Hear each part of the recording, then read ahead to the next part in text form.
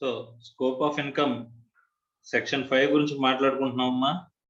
మాట్లాడుకున్న దాంట్లో ఒకసారి ఎడిషనల్ పాయింట్స్ చూద్దాం. ఆ తర్వాత మనం సెక్షన్ 7 అండ్ సెక్షన్ 9 గురించి డిస్కషన్ స్టార్ట్ చేద్దాం. ఓకేనా? Right. So first additional points.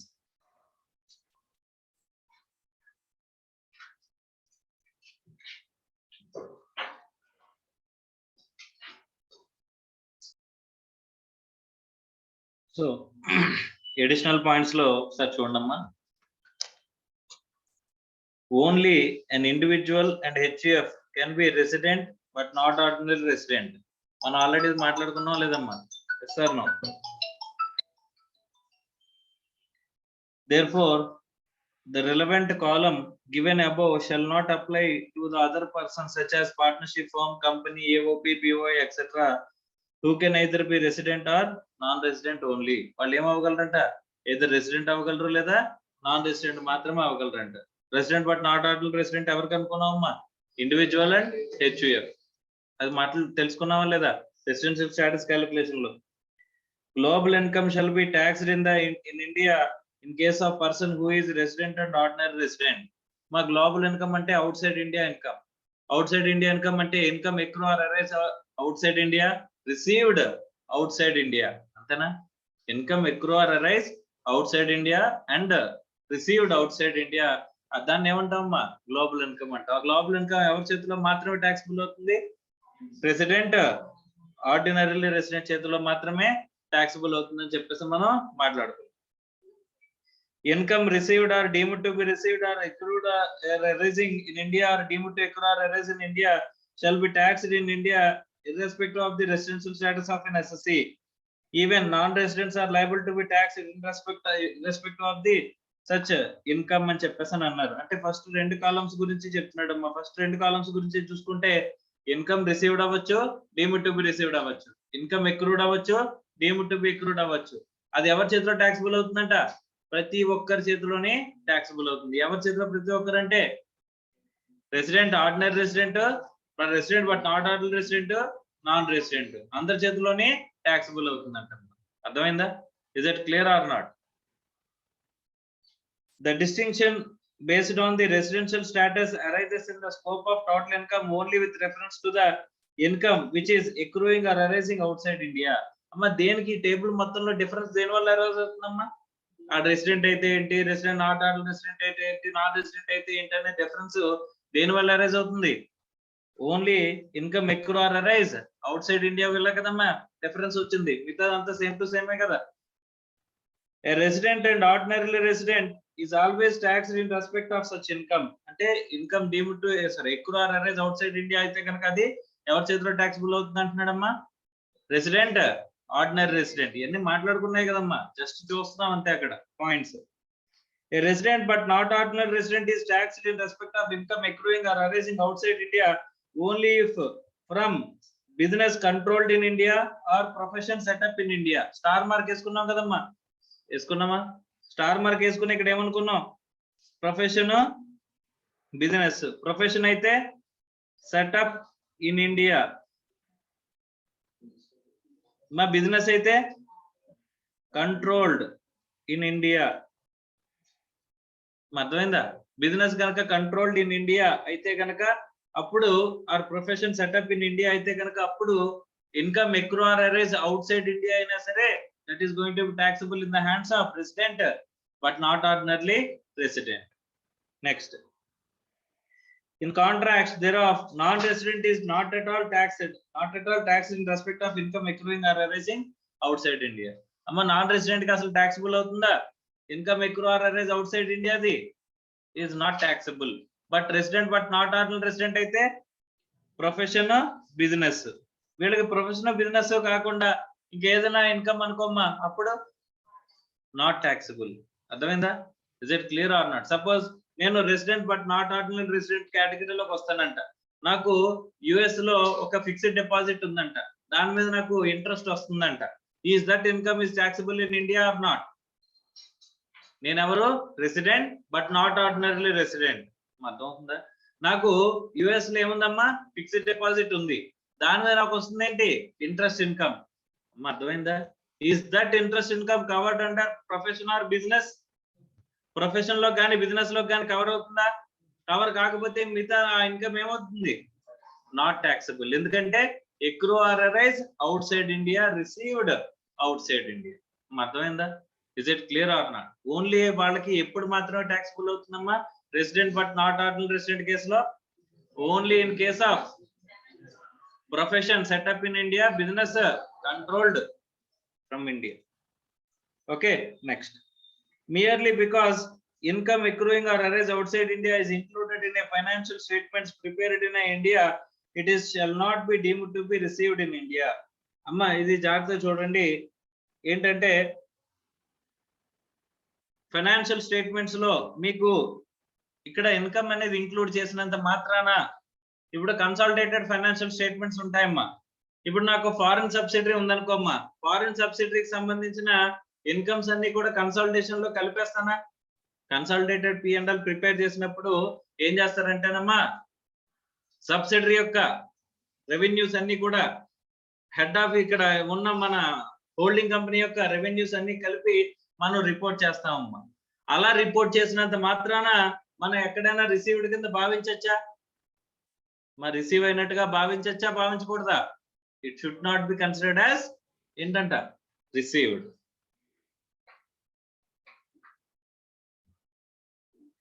Once the income is included in the total income of a person on accrual basis, it shall not be again included in the receipt basis. So important ఏంటంటే ఒక్కసారి కనుక accrual basis లో మనం tax చేస్తే మళ్ళీ received basis లో tax చేస్తామా? అంటే ఒకే పర్సన్ చేతిలో ఒకే ఇన్కమ్ ని 2 సార్లు ట్యాక్స్ చేసే అవకాశం ఉందా? చేస్తామమ్మా? చెయ్యం కదా. Yes or no? సో కాబట్టి చెయ్యము. మా అర్థమైనాయా? ఇవన్నీ కూడా మనం చూసేసిన పాయింట్స్ ఏనా? కొత్తగా ఏమైనా పాయింట్స్ ఉన్నాయా? ఏం లేవు కదమ్మా. Yes or no? సో ఇక్కడ మనం స్కోప్ ఆఫ్ ఇన్కమ్ సెక్షన్ 5 అనేది మనకు అర్థం కావాలంటే, కంప్లీట్ గా అర్థం కావాలంటే ఇంకా మనం ఏం చూడాలి? Section 7 and section 9. అంతేనా? డీమ్డ్ టు బి రిసీవ్డ్ అంటే ఏంటి? Deemed to accrue or arise.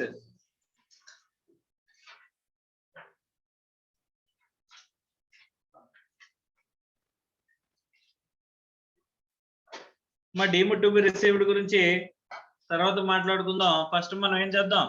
Deemed to accrue or arise in India గురించి మాట్లాడుకుందాం. ఓకేనా? Is it clear or not? మా ఇది చాలా చాలా ఇంపార్టెంట్. ఇది అర్థం కాకపోతే వెంటనే అడగండి. అర్థమైందా? అర్థం కాకపోతే వెంటనే అడగకపోతే మీకు ఏమవుతుందంటే మీరు టోటల్ గా ఎక్కడ వరకు అయితే మీకు వింటారో ఆ అర్థం కాని పాయింట్ నెక్స్ట్ పాయింట్ ని రిఫ్లెక్ట్ చేస్తుంది. అర్థమైందా? సో కాబట్టి అర్థం కాని దేన్నా ఉంటే నెక్స్ట్ పాయింట్ ఎఫెక్ట్ అవ్వకూడదు అంటే వెంటనే అడిగారు. అర్థమైందమ్మా? రైట్. సో ఫస్ట్ ఇక్కడ income deemed to accrue or arise in India అనేది సెక్షన్ 9 లో ఎన్ని క్లాజెస్ ఉన్నాయంటమ్మా? 8 క్లాజెస్ ఉన్నాయి. అర్థమైనాయా? సో అన్ని కూడా ఇంపార్టెంటే. అర్థమైందా?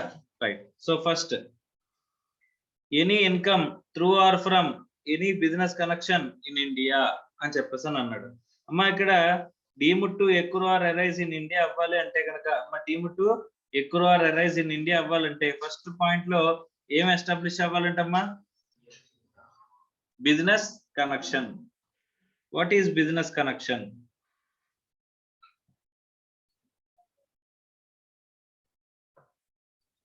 ఏమంటారంటమ్మా? Business connection. Sir what is business connection? మా బిజినెస్ కనెక్షన్ అంటే ఏంటి?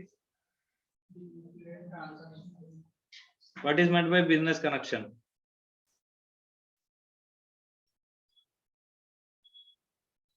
అక్కడ ఇచ్చాడు చూడండి, బిజినెస్ కనెక్షన్ అంటే ఏంటనేది ఇచ్చాడు చూడండి. సో దాన్ని చదవడానికి ముందు ఒక చిన్న పాయింట్ చెప్తానమ్మా. ఆ పాయింట్స్ మాట్లాడుకున్న తర్వాత మనం చదువుదాం. ఓకేనా? రైట్. సార్ బిజినెస్ కనెక్షన్ అంటే there has to be our establishment. ఏముండాలంటమ్మా? Establishment. What you call it as? Permanent establishment. ఏమంటారమ్మా? Permanent establishment. What is meant by permanent establishment? Permanent establishment అంటే ఏంటి అంటే ఇక్కడ నాకు ఒక బ్రాంచ్ ఆఫీస్ కింద కానీ ఓకే ఒక అంటే ఇక్కడ ఒక ఎస్టాబ్లిష్మెంట్ పెట్టి కానీ ఒక యూనిట్ అనేది నేను ఇన్కార్పొరేట్ చేసి కానీ నేను ఇక్కడ బిజినెస్ చేస్తున్నాను అనుకుంటే కనుక ఖచ్చితంగా ఏమంటుందమ్మా బిజినెస్ కనెక్షన్ అని చెప్పేసి అని అంటారు. అర్థం అవుతుందా? అంటే దాన్ని ఏమంటారు permanent establishment. Okay sir, permanent establishment కాకుండా నేను బిజినెస్ చేయొచ్చా? ఒకవేళ బిజినెస్ చేస్తే దాని బిజినెస్ కనెక్షన్ అంటారా అని చెప్పేసి అంటే సో ఫస్ట్ ఆఫ్ ఆల్ మన వాళ్ళు ఇదేంటంటే సీక్వెన్షియల్ ఆర్డర్ లో వెళ్తుందమ్మా. జస్ట్ గుర్తు పెట్టుకోవడానికి చెప్తున్నాను. ఈ సీక్వెన్షియల్ ఆర్డర్ ఎలాగంటే ఫస్ట్ మన యాక్ట్ లో ఏం చెప్పారంట, కేవలం పర్మనెంట్ ఎస్టాబ్లిష్మెంట్ ఉంటేనే బిజినెస్ కనెక్షన్ ఉన్నట్టు అని చెప్పేసి చెప్పారంట. ఏమన్నారు? పర్మనెంట్ ఎస్టాబ్లిష్మెంట్ ఉంటేనే బిజినెస్ కనెక్షన్ ఉన్నట్టు. అలాంటప్పుడు మాత్రమే నువ్వు ఇక్కడ బిజినెస్ చేసినట్టు. బిజినెస్ చేస్తే నీకేం ఎస్టాబ్లిష్ అవుతుంది? Deemed to accrue or arise in India అనేది అరైజ్ అవుతుంది అని చెప్పేసి చెప్పారంట. అర్థం అవుతుందా? రైట్ సార్, అయితే నేను ఫస్ట్ ఇండియాలో బిజినెస్ ఎస్టాబ్లిష్ చేశాను అంటే ఒక యూనిట్ ఎస్టాబ్లిష్ చేశాను అంటే ఖచ్చితంగా నేను ఏం చేయాలి? ఇన్కమ్ అనేది ట్యాక్స్ కట్టాలి. I'm a non resident. Main ఎవరి కోసం ఇప్పుడు అంతా చూస్తున్నాం మనం? నాన్ రెసిడెంట్ కోసమే కదా. నాన్ రెసిడెంట్ కోసమే కదా. Yes sir no? Resident but not non resident అయితే కనుక business carried on in India అయితే కనుక ఆటోమేటిక్ ఏమైపోతుందమ్మా? ట్యాక్సిబుల్ అయిపోతుంది కదా resident but not non resident లో. సో ఎవరి కోసం మనం ప్రత్యేకంగా చూస్తున్నాం? నాన్ రెసిడెంట్ గురించే కదా. Yes sir no? అది కనుక deemed to accrue or arise in India అని ప్రూవ్ అయింది అనుకో, మా నాన్ రెసిడెంట్ చేతిలో ఏమవుద్ది? ట్యాక్సబుల్. ఒకవేళ deemed to accrue or arise outside India అని ప్రూవ్ అయింది అనుకో, మా ఏమవుద్ది? Not taxable. అంతేనా? Is it clear or not? So కాబట్టి ఇక్కడ మనం జాగ్రత్తగా కనుక గమనించినట్లయితే ఇక్కడ ఏం చెప్తున్నాడంటేనమ్మా, మీరు పర్మనెంట్ ఎస్టాబ్లిష్మెంట్ ఎస్టాబ్లిష్ చేసి ఇండియాకి వచ్చి పర్మనెంట్ ఎస్టాబ్లిష్మెంట్ పెట్టి మీరు కనుక బిజినెస్ చేస్తున్నట్లయితే, సార్ ఇక్కడ నాకు ఒక అడ్రస్ ఉంది, ఒక ఆఫీస్ ఉంది, లేకపోతే ఒక షాప్ ఉంది, లేకపోతే ఒక మ్యానుఫ్యాక్చరింగ్ యూనిట్ ఉంది అని చెప్పేసి ఏ రకంగా మీరు ఎస్టాబ్లిష్ చేసినా దాన్ని ఏమంటారమ్మా? పర్మనెంట్ ఎస్టాబ్లిష్మెంట్ అని చెప్పేసి అంటారమ్మా. అలా పర్మనెంట్ ఎస్టాబ్లిష్మెంట్ పెట్టి బిజినెస్ చేస్తే కనుక there arises income deemed to accrue or arise in India అని చెప్పేసి అన్నాడు. అమ్మ కంపెనీ ఇన్కార్పొరేషన్ ఇండియాలో ఉండాలని చెప్పేసి చెప్తున్నాడా? కంపెనీ ఇన్కార్పొరేషన్ ఇండియాలో ఉండొచ్చు, ఉండకపోవచ్చు. అర్థమవుతుందా? ఫర్మ్ అంటే ఫర్మ్ ఇక్కడ ఇండియాలో ఫ్లోట్ చేయొచ్చు, చేయకపోవచ్చు. సో ఎక్కడైనా ఇండివిజువల్ ఇండియాకి రావచ్చు, రాకపోవచ్చు. కానీ వాడంటూ ఇక్కడ ఒక ఎస్టాబ్లిష్మెంట్ తీసుకుని వీడు కనుక బిజినెస్ చేస్తున్నట్లయితే అలా పర్మనెంట్ ఎస్టాబ్లిష్మెంట్ తీసుకుంటే ఏం చేస్తున్నట్టంట? You are deemed to accrue or arise in India అని చెప్పేసి బిజినెస్ కనెక్షన్ లోకి వస్తుంది అని చెప్పేసి చెప్పారంట. అర్థమైందా? వెంటనే అక్కడ నాన్ రెసిడెంట్, మీరే నాన్ రెసిడెంట్ అనుకో, లేకపోతే మీరు నాన్ రెసిడెంట్ కి ఎవరు మీరే నాన్ రెసిడెంట్ అనుకోండి పోనీ, లేకపోతే కన్సల్టెంట్ అనుకోండి, లేకపోతే ఒక chart accountant who is giving suggestion అనుకోండి. ఇప్పుడు మన యాక్ట్ లో చెప్పిన ఈ పాయింట్ ని మనం వైలేట్ చేయాలంటే కనుక, వైలేట్ అంటే ఇదేంటి? ప్లానింగ్ చేయాలంటే ఏం చేయాలి చెప్పండి అమ్మా? ప్లానింగ్ చేయాలంటే ఏం చేస్తారు మీరు? ఓన్లీ పర్మనెంట్ ఎస్టాబ్లిష్మెంట్ ఉంటేనే కదమ్మా ఈ ప్రాబ్లం. అంతేనా? సో పర్మనెంట్ ఎస్టాబ్లిష్మెంట్ అనేది పెట్టకండి అని చెప్తారు, చెప్పరా? పర్మనెంట్ ఎస్టాబ్లిష్మెంట్ ఉంటేనే కదమ్మా మీరు ఇదే చెప్తున్నారు బిజినెస్ అనేది, అవునా కదా? సో ఇక్కడ పర్మనెంట్ ఎస్టాబ్లిష్మెంట్ పెట్టకుండా మీరు ఏం చేశారంటమ్మా? ఒక ఆథరైజ్డ్ ఏజెంట్ ని అపాయింట్ చేసుకున్నారంట. ఏం చేశారు? ఆథరైజ్డ్ ఏజెంట్ ని అపాయింట్ చేసుకున్నారంట. వాడు మీ తరపున ట్రాన్సాక్షన్ చేస్తున్నాడంట ఇండియాలో. అంటే is it permanent establishment? Is it permanent establishment? వాడు ఏం చేస్తున్నాడంటే వాడు వెళ్ళి కాంట్రాక్ట్స్ కుదుర్చుకుంటున్నాడంట. ఇక్కడ మీ డీలర్స్ ఉంటారు కదమ్మా, మీ కస్టమర్స్ ఉంటారు కదా, వాళ్ళందరి దగ్గరికి వెళ్ళి he has the authority to conclude contracts also. వాళ్ళ దగ్గర ఏముంటదమ్మా? he has the authority to conclude contracts. మీతో అంటే నా తరపున ఇప్పుడు నేను నాన్ రెసిడెంట్ అనుకోండి, నా తరపున మీ అందరూ కూడా నా క్లయింట్స్ అనుకోండి అమ్మా, మీ దగ్గరికి రావడం, ఆర్డర్స్ బుక్ చేసుకోవడం, మీతో కాంట్రాక్ట్ లోకి ఎంటర్ అయిపోవడం. ఓకే, బట్ డెలివరీ అంతా కూడా అవుట్ సైడ్ ఇండియా నుంచి వస్తుంది. డెలివరీ అంతా కూడా ఎక్కడి నుంచి వస్తుందమ్మా? అవుట్ సైడ్ ఇండియా నుంచి వస్తుంది. కానీ ఇండియాలో ఒక బ్రాంచ్ ఆఫీస్ కానీ, స్టాక్ పాయింట్ కానీ ఇలాంటివి ఏమైనా పెట్టాడా? స్టాక్ పాయింట్ కానీ ఇక్కడ పెట్టి, లేకపోతే ఎస్టాబ్లిష్మెంట్ అనేది ఒకటి ఎస్టాబ్లిష్ చేసి ఏమైనా ట్రాన్స్ఫర్ చేస్తున్నాడా గూడ్స్? నో. సో నేను ఏం చేశానంటే పర్మనెంట్ ఎస్టాబ్లిష్మెంట్ ఉంటే deemed to accrue or arise in India అవుతుంది. ఎలాగా? త్రూ బిజినెస్ కనెక్షన్ అయిపోతుంది, అవునా? అందుకోసం అని చెప్పేసి బిజినెస్ కనెక్షన్ అవ్వకూడదు అని చెప్పేసి నేను పర్మనెంట్ ఎస్టాబ్లిష్మెంట్ తీసేయమన్నాను. ఓకే, తీసేశాను, నేను నాన్ రెసిడెంట్ కదా తీసేశాను. తర్వాత ఏం చేశారు, అథారిటీ టు కంక్లూడ్ కాంట్రాక్ట్స్ అని నేను ఒక ఆథరైజ్డ్ ఏజెంట్ ని అపాయింట్ చేసుకుంటే వాడు వచ్చి మీ దగ్గర నుంచి ఏం చేస్తున్నాడమ్మా, ఆర్డర్స్ ప్రొక్యూర్ చేస్తున్నాడు, నేను అక్కడ నుంచి మీకు డెలివరీ పంపించేస్తున్నాను. అర్థమైందా? ఇక్కడ నేను బిజినెస్ చేసినట్టేనా, ఇండియాలో బిజినెస్ చేసినట్టేనా? సేల్ ఎక్కడ కంప్లీట్ అయిపోద్ది, అట్ మై ప్లేస్, నా ప్లేస్ లోనే సేల్ కంప్లీట్ అయిపోద్ది. ట్రాన్స్పోర్టేషన్ అంతా మీ పేరు మీద కన్సైన్మెంట్ బుక్ చేసుకుంటున్నారు, అంటే మీరు తెప్పించుకుంటున్నారమ్మా, నేను పంపించట్లేదు. అంతేనా? Yes or no? సో నేను ఇండియాలో బిజినెస్ చేస్తున్నట్ట, బిజినెస్ చేయనట్ట? బిజినెస్ కనెక్షన్ అనేది ఉన్నట్ట లేనట్ట? అమ్మా ఉన్నట్ట లేనట్ట? అంటే there is no business connection. ఏం లేనట్టమ్మా, బిజినెస్ కనెక్షన్ అనేది లేదు. ఎందుకు? బిజినెస్ కనెక్షన్ అంటే ఏమని చెప్పి డిఫైన్ చేశారమ్మా, ఓన్లీ పర్మనెంట్ ఎస్టాబ్లిష్మెంట్ అని మాత్రమే డిఫైన్ చేశారు. అర్థమైందా? తర్వాత పర్మనెంట్ ఎస్టాబ్లిష్మెంట్ అనేది ఒకటే డిఫైన్ చేసిన తర్వాత మనం ఎలా చేస్తాం, మనకు కౌంటర్ ఇవ్వాలి అవసరం లేదా? Yes or no? So counter ఇవ్వడం కోసం వాళ్ళు ఏం చేశారంట, if any person is transacting or doing transaction through an agent, okay, who has the authority to conclude contracts, అని చెప్పేసి అని అన్నాడంటమ్మా. ఏజెంట్ ద్వారా బిజినెస్ చేసి ఆ ఏజెంట్ కి అథారిటీ టు కంక్లూడ్ కాంట్రాక్ట్స్ ఎవరి తరపున, నా తరపున వాడు అథారిటీ టు కంక్లూడ్ కాంట్రాక్ట్స్ చేసేయచ్చంట. అలా చేసే పవర్ గనక ఉన్నట్లయితే,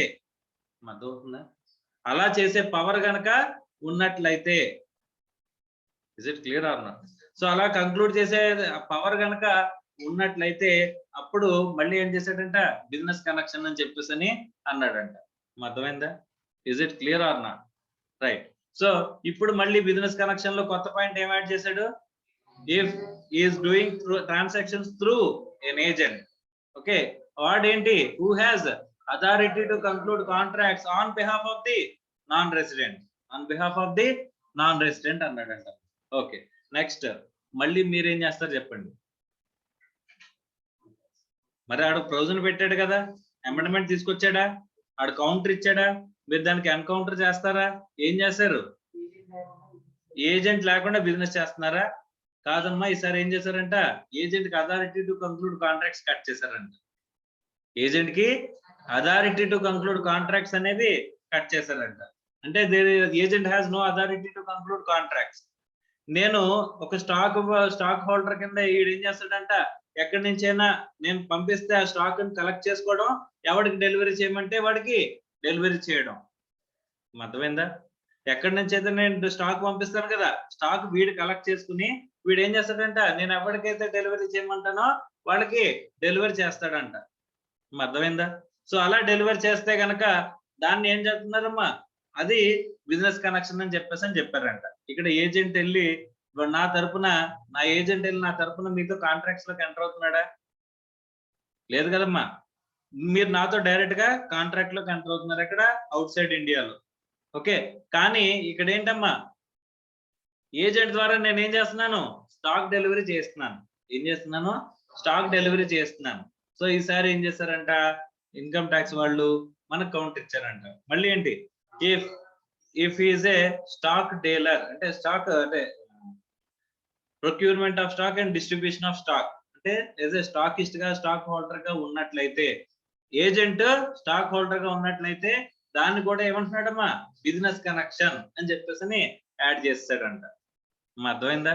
సో ఈసారి మళ్ళీ ఏం చేసాం, అడిగి ఆ పవర్ కూడా కట్ చేసాం. ఏంటది, స్టాకిస్ట్ గా కూడా ఉండడాడు. ఓకే, స్టాక్ ని కలెక్ట్ చేసుకోవడం, స్టాక్ ని డెలివరీ చేయడం కూడా లేదు, డైరెక్ట్ గా నేను ఆ ప్రెమిసెస్ కి డెలివరీ చేసేస్తున్నాను. ఓకే, కాంట్రాక్ట్స్ ఎక్కడ మనకు కంక్లూడ్ అవుతున్నాయి, అవుట్ సైడ్ ఇండియాలో ఎస్టాబ్లిష్మెంట్ అయినా ఉందా? ఏమీ లేదు. కొన్ని స్టాక్ ఏజెంట్ కి పంపించి ఏజెంట్ ని ఏం చేయమంటున్నాను, డిస్ట్రిబ్యూట్ చేయమంటున్నానా? లేదు, అది కూడా లేదు. డైరెక్ట్ గా నేనే స్టాక్ డెలివరీ, ట్రాన్స్పోర్ట్ బుక్ చేస్తే ట్రాన్స్పోర్ట్ ద్వారా డైరెక్ట్ గా వాడికి డెలివరీ వెళ్ళిపోతుందంట నా కస్టమర్ కి.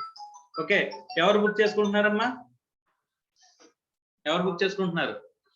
కస్టమరే బుక్ చేసుకుంటున్నారు ట్రాన్స్పోర్టేషన్. ఓకే, సో ఇప్పుడు ఆ ఏజెంట్ కి ఆ ట్రాన్సాక్షన్ కూడా తీసేసానమ్మా. అర్థమైందా? సో ఇప్పుడు మళ్ళీ మీరు కౌంటర్ ఏమి ఇస్తారు చెప్పండి. అంటే ఈసారి కౌంటర్ ఏమి ఇచ్చారు తెలుసా, agent procuring orders on behalf of the, ఇప్పుడు ఉన్న కస్టమర్స్ ఓకే, కొత్త కస్టమర్స్ రావాలంటే ఏం చేయాలి? ఏజెంట్ వెళ్ళి ఏం చేస్తున్నాడంటమ్మా, అందరి దగ్గరికి వెళ్ళి ఆర్డర్స్ కలెక్ట్ చేస్తున్నాడంట. ఏం కలెక్ట్ చేస్తున్నాడు? ఆర్డర్స్ కలెక్ట్ చేస్తున్నాడంటమ్మా. అర్థమైందా? Is it clear or not? అందరి దగ్గరికి వెళ్ళి ఆర్డర్స్ ప్రొక్యూర్ చేసుకుంటున్నాడంట. ఓకే, ఆర్డర్స్ ప్రొక్యూర్ చేసుకుంటే ఇప్పుడు ఇది బిజినెస్ కనెక్షన్ అవుతుందా అవదా? అమ్మా, వీడు అథారిటీ టు కంక్లూడ్ కాంట్రాక్ట్స్ ఉన్నాయా? అంటే ఒక ఎస్టాబ్లిష్మెంట్ పెట్టి ట్రాన్సాక్షన్ చేస్తున్నాడా? లేదు. తర్వాత ఆ అథారిటీ టు కంక్లూడ్ కాంట్రాక్ట్స్ నా తరపున ఏజెంట్ వెళ్ళి కాంట్రాక్ట్స్ ని ఫిక్స్ చేసేసుకుంటున్నాడా? లేదు. పోనీ నేను పంపించిన స్టాక్ కి అందరికి డిస్ట్రిబ్యూట్ చేస్తున్నాడా? లేదు. వీడేం చేస్తున్నాడు? కేవలం ఆర్డర్స్ ప్రొక్యూర్ చేసుకుంటున్నాడంట. ఏం చేస్తున్నాడమ్మా? అందరి దగ్గరికి వెళ్ళి నా తరపున ఆర్డర్స్ ప్రొక్యూర్ చేసుకుంటున్నాడంట. అర్థమైందా? సో ఆర్డర్స్ ప్రొక్యూర్ చేసుకుంటే ఆర్డర్స్ ఏమేమి పంపించాలో నాకు పంపించేస్తున్నాడు. అవన్నీ కూడా నేను స్టాక్ మళ్ళీ ఏజెంట్ పంపిస్తున్నానా? డైరెక్ట్ గా కస్టమర్ కే నేను ఏం చేస్తున్నాను? కస్టమర్ ట్రాన్స్పోర్ట్ బుక్ చేసుకున్నట్టుగా నేను పంపించేస్తున్నానంట. అర్థమైందా? సో ఇక్కడ ఎక్కడైనా బిజినెస్ కనెక్షన్ ఎస్టాబ్లిష్ అవుతున్నప్పుడు, ఇక్కడ బిజినెస్ కనెక్షన్ ఎస్టాబ్లిష్ అవుతుందా అవదా? ఆర్డర్స్ ప్రొక్యూర్ చేస్తున్నాడు అంతే వాడు. అర్థమవుతుందా? సో ఇక్కడ బిజినెస్ కనెక్షన్ ఎస్టాబ్లిష్ అవుతుందా? అవ్వదు కదమ్మా. Yes sir no? అవునా కదా? సో మళ్ళీ మీకు కౌంటర్ ఏమి ఇవ్వాలి? ఆర్డర్స్ ప్రొక్యూర్ చేస్తున్నా సరే ఏమివ్వాలమ్మా? బిజినెస్ కనెక్షన్ అని చెప్పేసి అమెండ్మెంట్ చేయాలి, అంతేనా? రైట్. కానీ అమెండ్మెంట్ చేసినప్పుడు చిన్న మార్పు చేశారంట. ఏమని? If agent is acting as a exclusive agent, agent ఎలా ఉన్నాడంటమ్మా? ఎక్స్క్లూజివ్ ఏజెంట్ గా ఉండి ఆర్డర్స్ ప్రొక్యూర్ చేస్తున్నట్లయితే, అర్థమవుతుందా? నా ఒక్కడికే, నాకు గాని లేకపోతే నా గ్రూప్ ఆఫ్ ఎంటిటీస్ కానీ ఏం చేశారంటమ్మా? నాకు గాని నా గ్రూప్ ఆఫ్ ఎంటిటీస్ కానీ, లేదా సిస్టర్ కన్సర్న్స్ అంటారు కదమ్మా. సిస్టర్ కన్సర్న్స్ అంటే తెలుసా? సో నాకు గాని, నా ఎంటిటీకి కానీ, నా సిస్టర్ కన్సర్న్స్ కానీ, లేకపోతే నా గ్రూప్ ఆఫ్ ఎంటిటీస్ కానీ వీడేంటి ఎక్స్క్లూజివ్ ఏజెంట్ గా కనుక వర్క్ చేస్తున్నట్లయితే ఫర్ ప్రొక్యూర్మెంట్ ఆఫ్ ఆర్డర్స్ చేస్తున్నట్లయితే అప్పుడు ఏమన్నారంటమ్మా? బిజినెస్ కనెక్షన్ అన్నారంట. అర్థమైందా? ఇప్పుడు ఒకడిని నేను డైరెక్ట్ గా ఒకడిని అపాయింట్ చేసుకోగలనా ఫర్ ప్రొక్యూర్మెంట్ ఆఫ్ ఆర్డర్స్? చేసుకుంటే ఏమవుద్ది? బిజినెస్ కనెక్షన్ అయిపోద్ది. బిజినెస్ కనెక్షన్ అయిపోతే ఏమవుద్ది?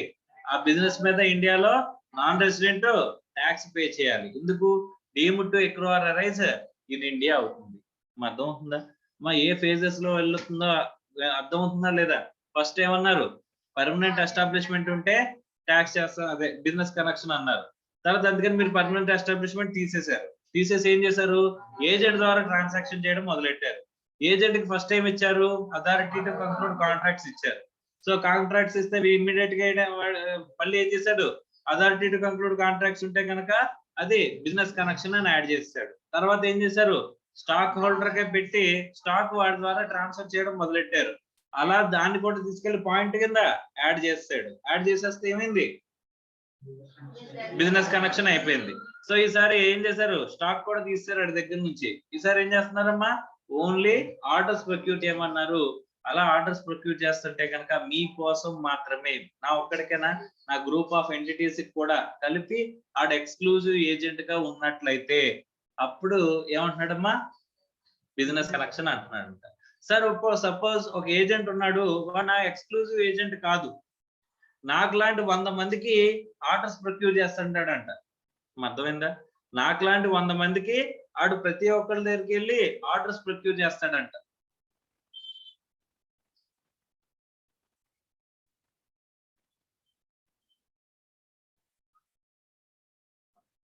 సో ఒకవేళ ఇక్కడ ఏం చేశారంటేనమ్మా, నాకు నా అంటే sister concerns or group of concerns కి నేను ఒకరిని ఎక్స్క్లూజివ్ ఏజెంట్ గా అపాయింట్ చేసినట్లయితే అని చెప్పేసి అని అన్నాడంట.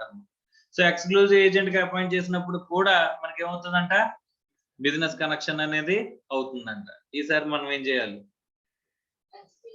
ఎక్స్క్లూజివ్నెస్ అనేది తీసేయాలి. అంటే సపోజ్ నాకు నా ఫ్రెండ్స్ ఎంటిటీస్ ఒక 10 ఎంటిటీస్ కి వాడు ఏజెంట్ గా అపాయింట్ చేస్తున్నట్టు కనుక నేను చూపించుకున్నాను అనుకోమ్మా, అంటే మా అందరి తరఫున వాడు ప్రొక్యూర్మెంట్ ఆఫ్ ఆర్డర్స్ చేస్తున్నాడు అనుకోమ్మా, అప్పుడు that is not my friends concern, friends ఏమంటారు companies, not my group of companies అనుకుంటే కనుక అప్పుడు he will not be considered as exclusive agent. Exclusive agent అవ్వకపోతే అప్పుడు బిజినెస్ కనెక్షన్ అవుతుందా? ఇండియాలో నేను ఉన్నానమ్మా, నేను ఏజెంట్ కింద ఉన్నాను. 10 కంపెనీలు అవుట్ సైడ్ ఇండియాలో ఉన్న కంపెనీస్ కి నేను ఏం చేస్తున్నానమ్మా, ఆర్డర్స్ ప్రొక్యూర్ చేస్తున్నాను. ఓకే, సో నేను ఏ కంపెనీ కన్నా ఎక్స్క్లూజివ్ ఏజెంట్ గా ఉన్నానా అంటే లేదు. పోనీ ఆ కంపెనీలకైనా రిలేషన్ ఉందా అంటే అది కూడా లేదంట. అర్థమవుతుందా? అలాంటప్పుడు నేను ఏమవునమ్మా, ఎక్స్క్లూజివ్ ఏజెంట్ అనేది అవ్వను. ఎక్స్క్లూజివ్ ఏజెంట్ అవ్వకపోతే బిజినెస్ కనెక్షన్ ఉండదు. బిజినెస్ కనెక్షన్ లేకపోతే deemed to accrue or arise in India అవ్వదు. Deemed to accrue or arise in India రాకపోతే deemed to accrue or arise outside India అవుతుంది. సో అవుట్ సైడ్ ఇండియా అయితే ఎవరికి? Non residents కి. అర్థమైందా?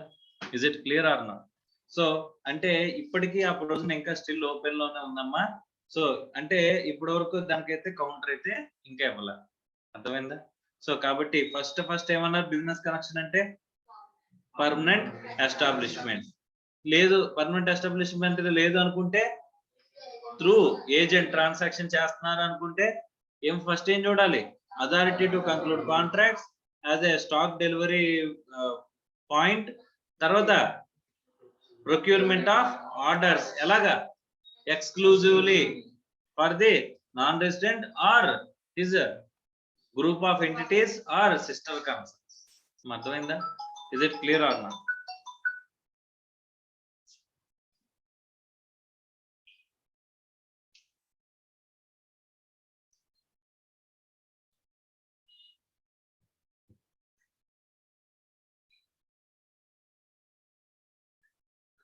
And recent గా కొత్తగా యాడ్ చేసింది ఏంటంటేనమ్మా, సిగ్నిఫికెంట్ ఎకనామిక్ నెక్సెస్ అంటాడమ్మా. ఆ సిగ్నిఫికెంట్ ఎకనామిక్ నెక్సెస్ అనే దాని ద్వారా కూడా మనకి ఏంటంటున్నాడమ్మా, ఈ ట్రాన్సాక్షన్ అంటే బిజినెస్ కనెక్షన్ ని ఎస్టాబ్లిష్ చేయొచ్చు అని అంటున్నాడు. వాటిని కూడా ఒకసారి చూద్దాం. Right, so first business connection అంటే ఏం చెప్తున్నాడు చూడండి. The basic concept of business connection,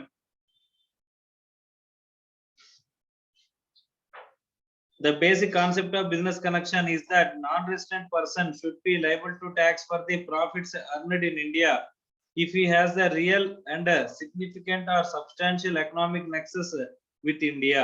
A non-resident will have a real and significant and or substantial economic nexus if he carries on business in India through business connection in India అని చెప్పేసి అంటున్నాడు.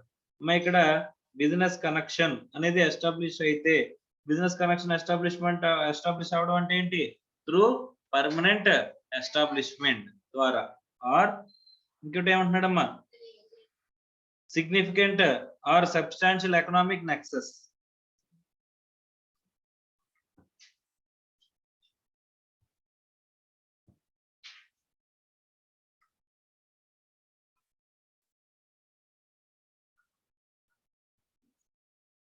మన nexus అంటే ఏంటి, relation. Okay, significant economic nexus గానీ substantial economic nexus గానీ ఉండడాన్ని మనం ఏమంటామా, సిగ్నిఫికెంట్ ఎకనామిక్ నెక్సెస్ గానీ సబ్స్టాన్షియల్ ఎకనామిక్ నెక్సెస్ గానీ ఉండడాన్ని మనం ఏమంటాం, బిజినెస్ కనెక్షన్ అనొచ్చు అంట. సో ఈ ఎప్పుడు అంటారు అనేది తర్వాత మాట్లాడుకుందాం. కానీ ఫస్ట్ ఆఫ్ ఆల్ ఏంటమ్మా, బిజినెస్ కనెక్షన్ అంటే permanent establishment. Okay, so business connection includes business activity carried out by non-resident in India through an agent or significant economic presence of non-resident in India.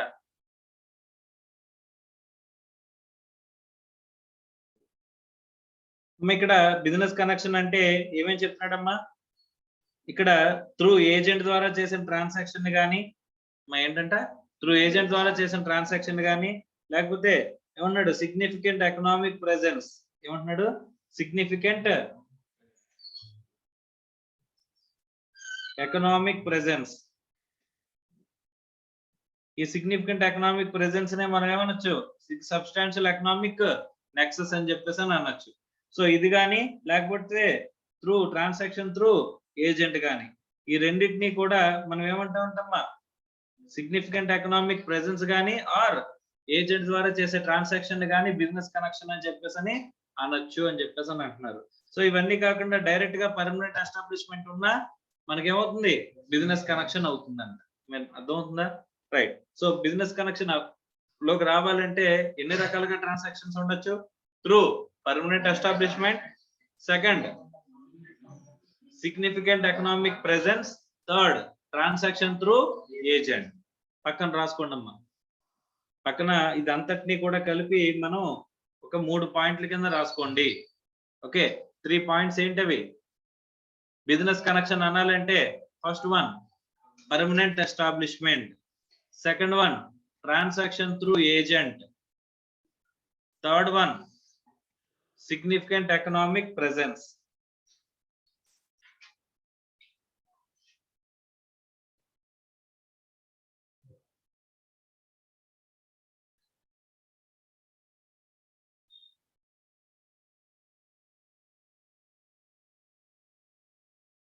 మరి 3 రాసుకున్నారు కదా, అందులో transaction through agent అనేది star mark వేసుకోండి అమ్మా.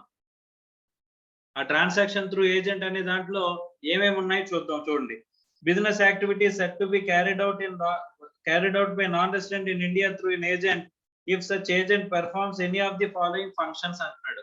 First function ఏమంటున్నాడమ్మా? he has the authority to conclude contracts on behalf of the non-resident. అర్థమవుతుందా? ఒక ఏజెంట్ ఉన్నాడు, ఆ ఏజెంట్ ఎవరి తరఫున మనకు అథారిటీ టు కంక్లూడ్ కాంట్రాక్ట్స్ చేస్తున్నాడు? Non resident. అలా నాన్ రెసిడెంట్ ద్వారా ట్రాన్సాక్షన్ చేస్తే మనకి ఏమంటుంది? ట్రాన్సాక్షన్ త్రూ ఏజెంట్ లోకి వస్తుంది, బిజినెస్ కనెక్షన్ లోకి వస్తుంది. అర్థమవుతుందా? Yes or no? సో ఒక బ్రాంచ్ ఆఫీస్ పెట్టి నేను ట్రాన్సాక్షన్ చేస్తున్నానంటే ఇందులోకి వస్తుంది, పర్మనెంట్ ఎస్టాబ్లిష్మెంట్ లోకి వస్తుంది, వచ్చి బిజినెస్ కనెక్షన్ లోకి ఇంక్లూడ్ అవుతుంది. బిజినెస్ కనెక్షన్ లోకి వస్తే 911 లో ఏ ప్రకారం ఏమవుద్ది? deemed to accrue or arise in India అవుతుంది. అర్థమవుతుందా? Is it clear or not? Next, second, at a percentage of the turnover as the case may be,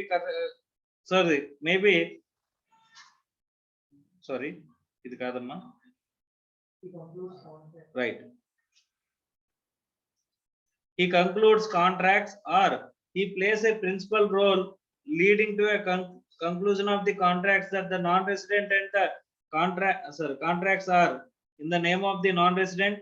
Tarvata, for the transfer of the ownership of the property owned by that non-resident, gathering of the right of use of the property owned by the non-resident, and granting of the rights to use the property which that non-resident has a right to use అని చెప్పేసి అంటున్నాడు. అంటే ఇవన్నీ కూడా conclude contracts అంటే ఏంటి అంటే, ఇప్పుడు అథారిటీ టు కంక్లూడ్ కాంట్రాక్ట్స్ అనుకున్నాం కదా. అథారిటీ టు కంక్లూడ్ కాంట్రాక్ట్స్ అంటే ఏంటంటే, అంటే నాన్ రెసిడెంట్ యొక్క ఓనర్షిప్ ని వీడు ట్రాన్స్ఫర్ చేయడం, ఓకే, లేదా నాన్ రెసిడెంట్ యొక్క ఏమంటున్నాడమ్మా రైట్ టు యూజ్ ని ట్రాన్స్ఫర్ చేయడం, లేదా మనకి నాన్ రెసిడెంట్ ఉన్న రైట్ టు యూజ్ ని ట్రాన్స్ఫర్ చేయడం, లేదా granting the right to use of the property.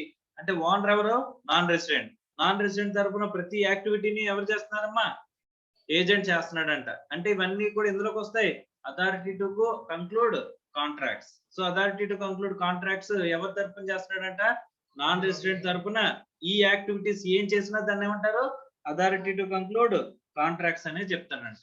Okay, for the provision of services by the non resident. So దానికి కూడా మనం అథారిటీ టు కంక్లూడ్ కాంట్రాక్ట్స్ మనమే చూస్తున్నట్లయితే. వితౌట్ ద అథారిటీ, సెకండ్ ఏంటంటమ్మా, first ఈ అథారిటీ టు కంక్లూడ్ కాంట్రాక్ట్స్ పెట్టగానే ఏం చేసాం మనం? Authority to conclude contracts cut చేసామా? ఇప్పుడు మనం ఏం చేశారంట? వితౌట్ అథారిటీ, అథారిటీ ఏం లేదు, maintains stock of goods and merchandise in India and regularly delivers them. ఏం చేస్తున్నాడు? సింపుల్ గా ఒక స్టాకిస్ట్ కింద ఆ స్టాక్ తీసుకుంటున్నాడు, ఎవరెవరికైతే ఇమ్మంటున్నాడో స్టాక్ డెలివరీ చేస్తున్నాడు. అర్థమవుతుందా? సో ఎవరెవరి దగ్గర అంటే నాన్ రెసిడెంట్ నుంచి స్టాక్ తీసుకోవడం, స్టాక్ ని వీళ్ళ కస్టమర్స్ అందరికీ కూడా డెలివర్ చేయడం, అలా చేస్తున్నా సరే ఏమవుతుందంట? It is transaction through agent లోకి వస్తుంది. అలా వచ్చి ఎందులోకి వస్తుందంటమ్మా? బిజినెస్ కనెక్షన్ లోకి వస్తుంది. బిజినెస్ కనెక్షన్ లోకి వస్తే 911 లో ఏ ప్రకారం deemed to accrue or arise in India లోకి వస్తుందంట. అలా వస్తే ఏమవుతుంది, నాన్ రెసిడెంట్ చేతిలో కూడా ట్యాక్సబుల్ అవుతుంది. అర్థమైందాము? రైట్. ఈసారి మళ్ళీ ఏం చేసాం, స్టాక్ తీసేసాం. అర్థమైందా? అథారిటీ టు కంక్లూడ్ కాంట్రాక్ట్ తీసేసాం, తర్వాత స్టాక్ కూడా తీసేసాం.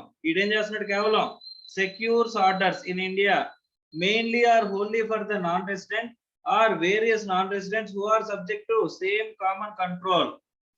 అంటే ఒకవేళ వీడు కేవలం ప్రొక్యూర్మెంట్ ఆఫ్ ఆర్డర్స్ చేస్తూ అది ఎవరికంట, కామన్ కంట్రోల్ లో ఉన్న మొత్తం గ్రూప్ ఆఫ్ ఎంటిటీస్ కి, నా గ్రూప్ ఆఫ్ ఎంటిటీస్ కి మాత్రమే వాడు ఏం చేస్తున్నాడంటమ్మా, అథారిటీ టు కంక్లూడ్ కాంట్రాక్ట్స్ చేస్తున్నాడంట. అలా conclude contracts, sorry authority to conclude just procuring of orders, procuring of orders, securing of orders చేస్తున్నాడంట.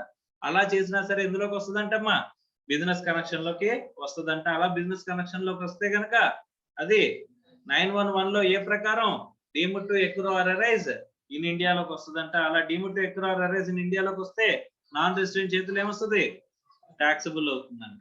అర్థమవుతుందా? Is it clear or not? Sir ఇక్కడ ఏ ఎస్టాబ్లిష్మెంట్ లేకుండా నేనేం చేస్తున్నానమ్మా, ట్రాన్సాక్షన్ త్రూ ఏజెంట్ చేసిన తర్వాత ఏమైపోతుంది, బిజినెస్ కనెక్షన్ లోకి వచ్చేస్తుంది. అర్థమైందమ్మా? Is it clear or not? First ఏమి ఇచ్చాం, అథారిటీ టు కంక్లూడ్ కాంట్రాక్ట్స్ ఇచ్చాం. తర్వాత ఏం చేస్తాం, అథారిటీ టు కంక్లూడ్ కాంట్రాక్ట్స్ తీసేసాం. స్టాక్ ఇస్తాను, ఆ స్టాక్ అందరికి కూడా డెలివరీ చేయని చెప్పేసి చెప్తాం. ఈసారి ఏం చేస్తాం, మళ్ళీ ఆ పాయింట్ యాడ్ చేయగానే ఈసారి స్టాక్ కూడా తీసేసాం. సో కేవలం ఆర్డర్స్ ప్రొక్యూర్ చెయ్యి అని చెప్పేసి చెప్తాం.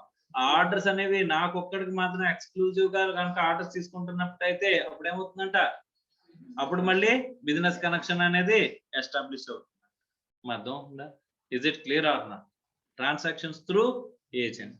సో ఇప్పుడు మనం బిజినెస్ కనెక్షన్ అండాలంటే 3 ఆస్పెక్ట్స్ మాట్లాడుకున్నాం. ఒకటేంటి, పర్మనెంట్ ఎస్టాబ్లిష్మెంట్. రెండోది ఏంటి, transactions through agent.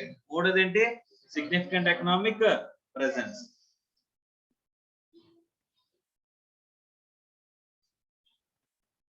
So significant economic presence of a non-resident in India means aggregate of the payments arising from the transactions in respect of any goods or services or property, including downloading of data or software during the previous year, should not exceed ఎంత దాటకూడదంటమ్మా, 2 crores. ఏంటంటే aggregate payments arising from the transaction in respect of ఏదైనా goods కానీ services కానీ property కానీ including downloading of data software during the previous year ఎంత దాటకూడదంట, 2 కోట్లు దాటకూడదంట. 2 కోట్లు దాటితే సిగ్నిఫికెంట్ ఎకనామిక్ ప్రెసెన్స్ కింద ట్రీట్ చేస్తారంట. సార్ నేనేమి ఏజెంట్ ద్వారా ట్రాన్సాక్షన్ చేయలేదు, ఇండియాలో ఒక ఎస్టాబ్లిష్మెంట్ పెట్టి ట్రాన్సాక్షన్ చేయలేదు. అర్థమవుతుందా? Is it clear or not? ఇక్కడ జాగ్రత్తగా చూడండి. నేను అవుట్ సైడ్ ఇండియాలో ఉన్నానమ్మా ఎంటిటీని. ఓకే, సో ఇండియాలో నేను పర్మనెంట్ ఒక బ్రాంచ్ ఆఫీస్ కింద పెట్టి నేనేమి సర్వీసెస్ ప్రొవైడ్ చేయలేదు, గూడ్స్ అమ్మలేదు. ఓకేనా? రెండోది, నేనేమి ఏజెంట్ ద్వారా ట్రాన్సాక్షన్ అనేది చేయలేదు. నేను నాకు ఏజెంటే లేడు అసలు. ఓకే, మీ అంతటి మీరుగా నా దగ్గర కొనడానికి వచ్చారు. ఓకే, సో గూడ్స్ కానీ సర్వీసెస్ కానీ సపోజ్ ఏదైనా లేకపోతే డౌన్లోడింగ్ ఆఫ్ డేటా సాఫ్ట్వేర్ ఏదైనా సరే అయితే మీరు నా దగ్గరకు వచ్చి మీరు ఏం చేశారమ్మా, ఆర్డర్ ప్లేస్ చేశారు. ఆర్డర్ వాల్యూ ఎంతమ్మా, 2 crores. 2 crores అబోవ్ కనుక జరిగితే అక్కడ ఏమవుతుంది, సిగ్నిఫికెంట్ ఎకనామిక్ ప్రెసెన్స్ వచ్చేస్తుంది. సిగ్నిఫికెంట్ ఎకనామిక్ ప్రెసెన్స్ అంటే మీరు కనుక పేమెంట్స్ రిసీవ్ చేసుకున్నట్లయితే ఎంత దాటితే 2 కోట్ల కంటే ఎక్కువ పేమెంట్స్ కనుక రిసీవ్ చేసుకున్నట్లయితే నాన్ రెసిడెంట్ ఇక్కడ ఏం చేసినట్టమ్మా, సిగ్నిఫికెంట్ ఎకనామిక్ ప్రెసెన్స్ ఉన్నట్టంట. అలా సిగ్నిఫికెంట్ ఎకనామిక్ ప్రెసెన్స్ ఉంటే ఏమవుతుంది, బిజినెస్ కనెక్షన్ ఎస్టాబ్లిష్ అయిపోద్ది. బిజినెస్ కనెక్షన్ ఎస్టాబ్లిష్ అయితే ఏం చేయాలి, deemed to accrue or arise in India అవుతుంది. 911 లో ఏలోకి వస్తుంది కాబట్టి. అర్థం అవుతుందా? Is it clear or not? So ఒకసారి మళ్ళీ చూడండి. అగ్రిగేట్ ఆఫ్ పేమెంట్స్ అంటే ఈచ్ అండ్ ఎవ్రీ పేమెంట్ కాదు, ఇలాంటి పేమెంట్స్ అన్ని కలిపి డ్యూరింగ్ ద ప్రీవియస్ ఇయర్ అంటే ఒకటితో ట్రాన్సాక్షన్ గురించే మాట్లాడుతున్నాడా, త్రూఅవుట్ ద ట్రాన్సాక్షన్ ఇయర్ మొత్తానికి మనం వేరియస్ ట్రాన్సాక్షన్స్ కలిపి okay, aggregate of payments arising in the transactions in respect of any goods or services or property including downloading of data or software during the previous year మొత్తం కలిపి payment ఎంత దాటకూడదంటమ్మా, 2 crores. దాటిందా ఏమైపోతాం, business connection establish అయిపోతుంది. Business connection establish అయిపోతే deemed to accrue or arise అర్థమైందా? Right. Systematic and conditions soliciting of business of activity or engaging in the interaction with such a number or users should be at least 3 lakhs in India through digital means. So ఈ digital means ద్వారా transaction చేస్తున్నట్లయితే అక్కడ at least ఎంత ఉండాలంటమ్మా 3 lakhs ఉంటే automatic గా business connection లోకి వస్తుందంట. ఎలాగా? Through significant economic presence. Okay. Transactions constitute a significant economic presence in India, whether or not agreement for such transactions of activity entered in India. Non-resident has a residence or place of business in India.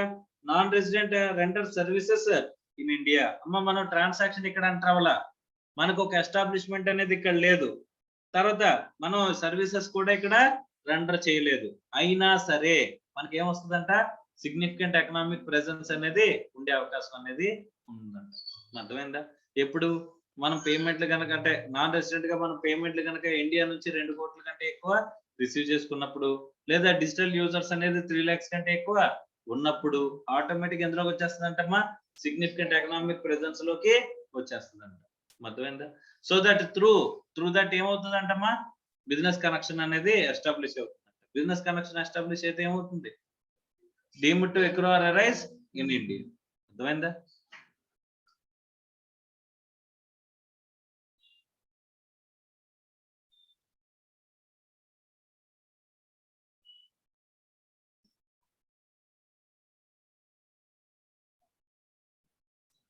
So ప్రస్తుతానికి business connection తో ఎక్కడితో ఆపుదామమ్మా? మిగతా ఇవి remaining ఏం చేద్దాం? Next class లో మాట్లాడుకుందాం.